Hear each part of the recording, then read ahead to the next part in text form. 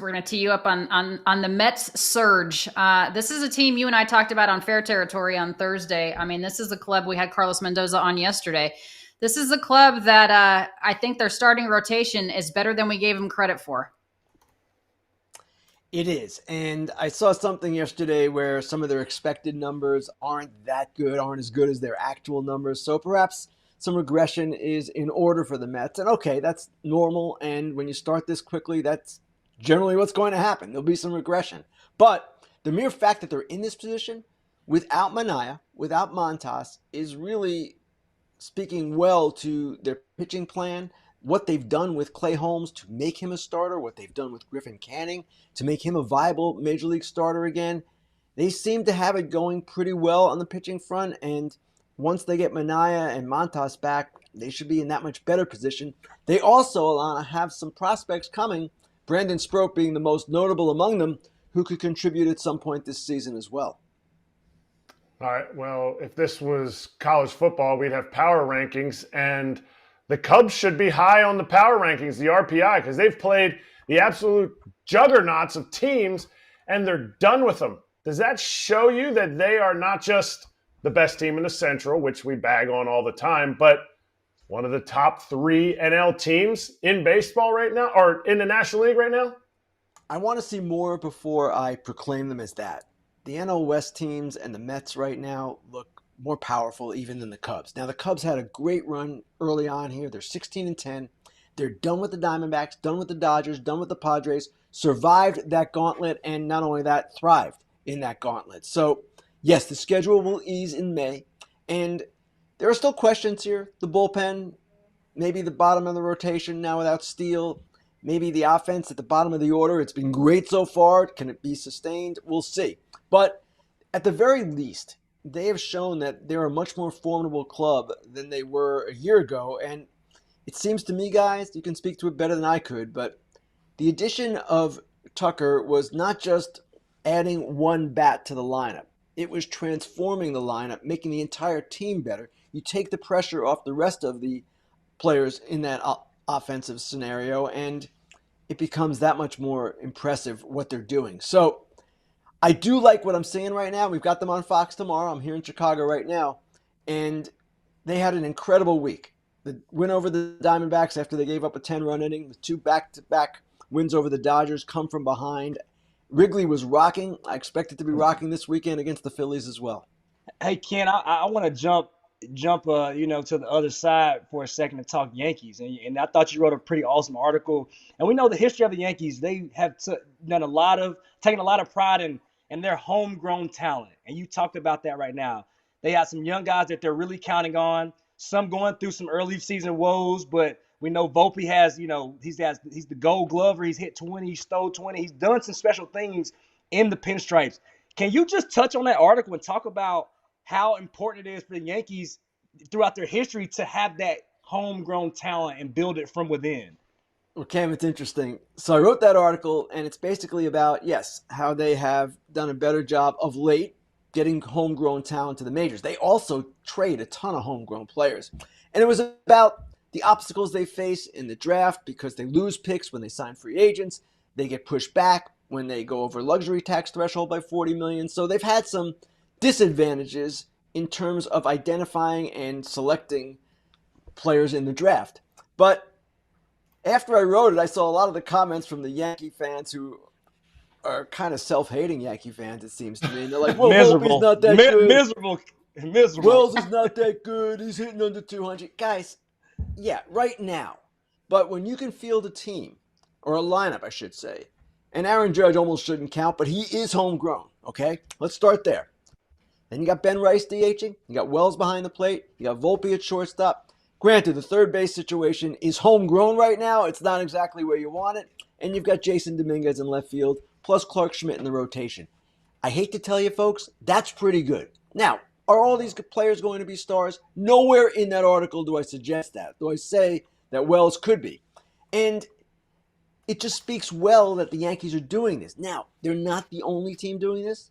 The Mets really have it going too in this regard. The Red Sox, we know about their farm system and what it's producing. Some other clubs as well. So yes, the Yankees are not the only team, but for them to do what they've done, it does speak well of their amateur scouting, their international scouting, and their player development.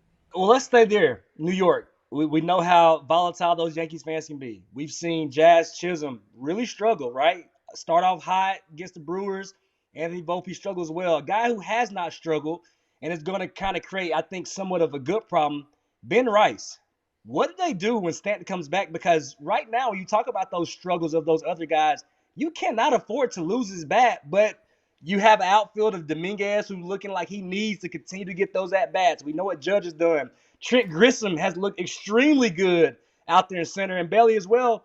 What happens when Stanton comes back? Cam, I would only say that, and I hate to sound like a general manager here because this is a broken record we hear every single year, every month from general managers. It's a good problem to have. And it is a good problem to have when you have too many good players. And other teams are in this scenario in other scenarios as well. And in the Yankees' case with Stanton, he has been hurt so often, it seems to me you can ease him back in, keep playing Rice, and figure it out that way. Now, Rice, of course, has experience at first base where Paul Goldschmidt is. He's a catcher by trade. I don't know that he's going to be doing that for the Yankees. So you have some options there, but it seems to me this is one of these things they'll figure out as they go along. And who knows if somebody else might get hurt. Maybe they can get Stanton in the outfield certain days when they would want to DH Rice. There are things that they can do, but yeah, it's a question certainly that will come up once Stanton is back. He's not back yet. Todd, Father, I want to pull a very expensive card out of a pack. Very difficult to do and very expensive. I can't pay for it, okay? How could I acquire that card? Simple. Instead of driving somewhere, you go on Arena Club, go get you a slab pack, and you'll have some of the best cards you're ever going to see. Some one-of-ones, some cards that you want to have and you can't get out of your home. Go right online, check out Arena Club. Yeah, I cannot recommend it enough. And every time you rip a slab pack, Arena Club will make you an instant offer for your card based on its market value. That's right. No guessing, no waiting. Instant offer for the estimated fair market value. You can accept it on the spot. You can use that cash for another slab pack, or you can buy, sell, trade. This platform has it all for the collectors out there. And right now, you can get 20% off your first slab pack or card purchase by going to arenaclub.com/foul and use code FOUL. That's arenaclub.com/foul, code FOUL for 20% off your first purchase. Ken, yesterday on the show, we were talking about, first of all, how we would love to have our team built around Bobby Witt Jr. And there was an article in The Athletic about, kind of following Bobby's routine, everything he goes through. And there's another one that had just come out, the same thing around Stephen Kwan, how his mental edge has helped unlock an undersized Major League Baseball star. There seems to be a focus with your organization, with The Athletic, of doing that more. Why is that? Well, we have this department, I don't know if that's the right word for it, but we have a group of writers, or at least one writer, who is focusing on that. Actually, it is a directive, and it is something we're trying to do. And both those articles, the one on Witt and the one on Kwan, were extremely interesting and revealing. And I'm not just saying that because I work for The Athletic, though I certainly do. But I was not aware that Witt had this kind of routine. I was not aware of Kwan's motivations, his inner thoughts. And from that perspective alone, just how these guys go about it, how they work at it, that to me is really interesting, especially I would think to parents of young athletes who are trying to figure out why these guys are so good at what they do. For every major league player, it's not just physical ability, it's work ethic. And it's also routine and process and all of that. So I believe the series is called Peak, and we're going to have more stories along those lines as well. And honestly, both those stories to me really stood out because they told you things, and this is the goal of any story really, that people I don't think knew. And with Bobby Witt especially, you look at this guy, he's a physical freak. Man, he can do anything he wants in the baseball field, but no, he has this whole series of things he does each day, all different things, including listening to a podcast. And that is what makes him who he is. On Fair Territory, you talked about the Blake Snell injury or continued injury. When you hear something like that from a superstar offseason signing, it's normally concerning. When it's from the Dodgers and Dave Roberts comes out and goes, well, we're just really gearing up for October, is it less concerning, or is it still concerning and that's just the way that the Dodgers are painting the picture for the fans? It's got to be concerning. Anytime you have a pitcher with arm trouble, it's concerning. The difference with the Dodgers, and this speaks to what Roberts was talking about, is they have other options. They've got Tony Gonsolin coming. They've got Clayton Kershaw coming. And, oh yeah, at some point, Shohei Ohtani is going to pitch again. So they have this depth that other teams simply cannot match. And because they have that depth, they have the ability to shut down pitchers if they're not quite right, take their time with pitchers who are injured. And I'm not saying that Snell is not a real thing. It's a real thing, for sure. But at the same time, they're not going to push it with any of these guys because what they are trying to do is point everything toward October. Now, what's really interesting to me is if the NL West is as good as it started off, if the Giants, the Padres, and Diamondbacks are really competitive, at some point the Dodgers are going to have to put their foot on the gas a little bit. And they're not doing that right now, that's for sure. They're kind of going about it in a different way, and you can understand it coming off a World Series title as well. When pitchers go deep into October, it's more difficult for them at the start of the next season. We're seeing it not just with the Dodgers rotation, but also with their bullpen. So they're going to be an interesting team to watch. Do I expect they'll make the playoffs? Yes. And do I expect they'll be formidable in October? Yes. But this is a tricky landscape that they're navigating, and it's a fine balance, and it's going to be something we'll be following all season. I just can't believe they're not going to finish 162-0. I just don't know what is happening there in Los Angeles. Ken, before we let you go, Jim Bowden, your colleague with The Athletic, just came out with an article about being optimistic and pessimistic about certain teams. You are covering the Phillies and the Cubs this weekend. As you mentioned, you are in Chicago. What is your opinion on the one thing that's optimistic about them as well as pessimistic? What are you looking for? The Cubs or the Phillies, Alana? Both.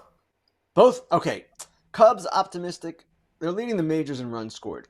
I don't know that anyone expected that. So what I'm optimistic is that their offense is going to be, at the very least, above average. It certainly seems that way unless they crash, which I don't expect. Pessimistic, bullpen. They're going to have to figure that out at some point. Maybe get some new arms in there as well at the deadline, which every team will be looking for. Phillies, optimistic simply because of who they are and the track record of so many of their fine players. There's no reason to panic when you're in the situation they're in right now, right around 500, not exactly rolling. Pessimistic, guess what? Same answer, bullpen. And they're good with Alvarado, they're good with Strahm, they're good with Kerkering, ultimately, even though he struggled of late. Jordan Romano has to reestablish himself, and they need to get some other pitchers performing well in addition to that. Tanner Banks has been okay from the left side. So that's the one thing that has been odd with them so far. The other thing that's been odd with them, or at least unusual for them, is that they haven't hit with runners in scoring position. That I don't expect to continue. They're a good offensive team, and that will come to the fore. Bullpen. It's always about that bullpen. I wonder if they do anything early, or do you think they wait to the deadline? Can they go early and get some guys now? Because everyone's going to be looking for bullpen help. It's tough to do right now. You'd be paying a premium price, and all teams want to see what they have, exactly what they have. But at some point, the bullpen market will heat up probably after the All-Star break, and we will see some bodies flying, as we always do in July. All right, Ken Rosenthal, you are the absolute best. We appreciate you. Hey, everybody. Be sure to like and subscribe for more content. We're back here every weekday, all year long, so do not miss an episode. The videos are coming in all day. Here's another video you might enjoy. Baseball the way it should be covered.